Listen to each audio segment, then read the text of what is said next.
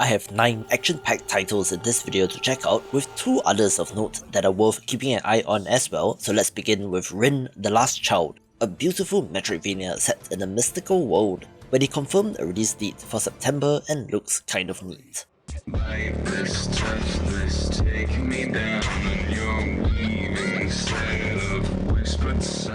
One of the more interesting upcoming titles that also announced a release date is El Paso Elsewhere, one that comes to us from developer Strange Scaffold, who does make a whole bunch of interesting games where they released a stylish animated trailer / music video for the announcement, but I like to show gameplay off, so I'll switch to an older trailer, where if you were not aware, this is a Max Payne-like action title, complete with slow motion, but with a mystical setting where you're facing off against vampires and werewolves in a reality-shifting motel, so if it looks interesting, pencil it down in your calendar for September.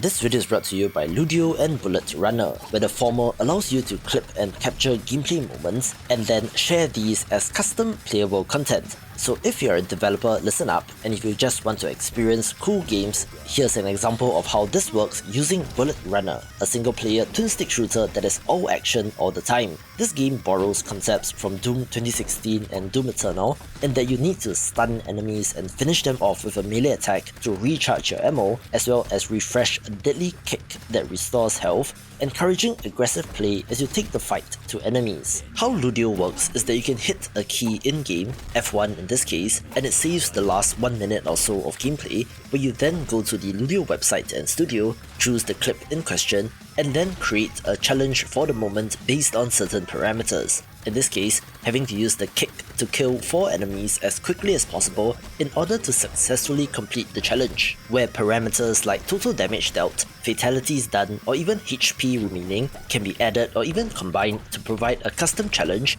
where each Ludeo will have their own customized leaderboard as well. To play this particular Ludeo, download the free demo titled Bullet Runner The First Slaughter on Steam, click the link in the description and boot up Ludeo and compete on the leaderboard, where the game releases in October 2023, so wishlist the game if interested. One of 2 non-action games in this video is Afterdream, a side-scrolling horror title set in a lucid dream, where if you ever had one of these episodes, you will know how terrifying it can be, but this game certainly looks to evoke those feelings. If the art style and look of this game seems familiar to you, that is because this is from developer Jesse McConan, the developer of the Distraint series, which are fairly similar in concept, but with more cartoony, round-headed characters, so he certainly knows his stuff in this genre, making this one to watch.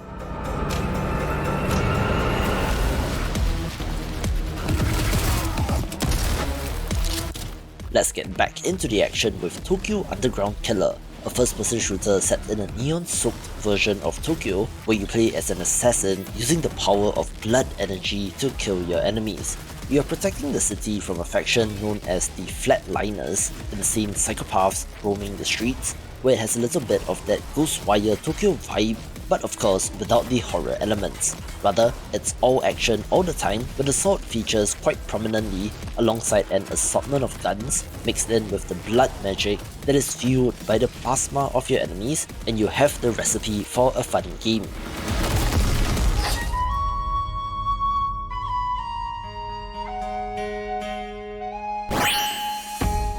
Another wonderful looking title is Anatine, a pixel art Metroidvania where you play as a duck, using your flute to interact with the environment and to use magic as well. There is a game on Steam named Duck Souls, as in D-U-C-K Souls, where this game seems to be an evolution of that with a greater combat focus.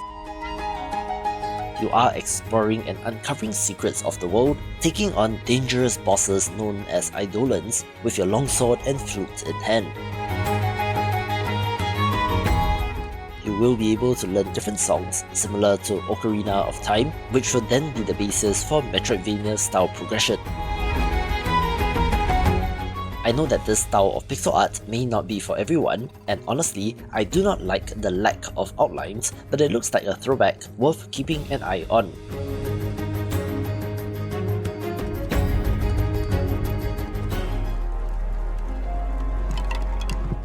Just one more slower title before we get back into the action, with this pixel art narrative focused title where you play as a witch exiled on an asteroid did also get a confirmed release date in August, where the cosmic view Sisterhood is of interest primarily due to its pedigree. This is from the developer of The Red Strings Club, which is an excellent cyberpunk narrative title, so this should be great as well. We're attempting to influence cosmic witch society through the use of tarot cards. The characters in this will be the most interesting part, where the choices that you make seem significant, exploring themes of fate and providence, looking to be for fans of the genre.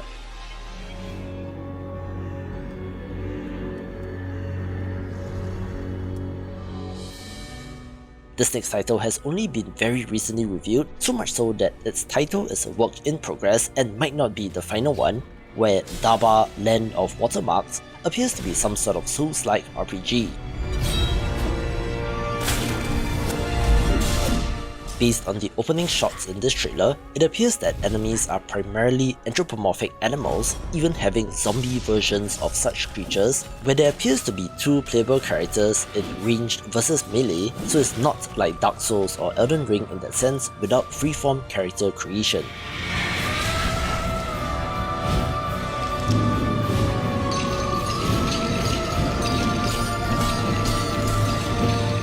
Still, this looks absolutely gorgeous and is another impressive entry out of PlayStation's China Hero project, which brought us games like Fist, Forged in Shadow Torch and Anno Mutationum, looking to continue to pay dividends for Sony.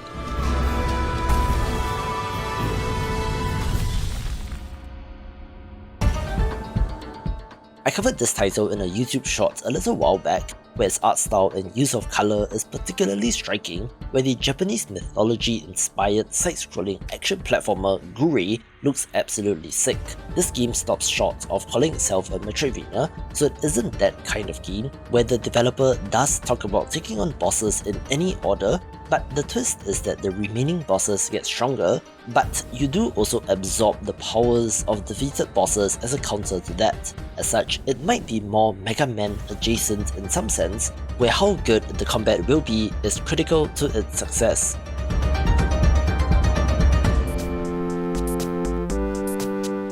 The elevator pitch for this game is Undertale meets Silent Hill, so that alone might get you interested in this RPG titled Nobody, not the best of names, but we'll see how that goes, where your party of characters is attempting to escape a location known as The Well, an otherworldly location in a bizarre reality. The lead character in this is the jester-like character named Clownface, an anxious teenager finding himself in this dire situation. Just a quick word of warning, things do get a little dark and trippy at the end of this trailer. Again, do note the Silent Hill mentioned at the start of this section. There is an Earthbound-like turn-based combat system, but is more inspired by Undertale, where you have the ability to break enemy defenses and turn them into a nobody, using your 5 senses to accomplish that. Where if you enjoy a non-traditional RPG, support this game on Kickstarter, where it has already been fully funded, but check it out for stretch goals and rewards.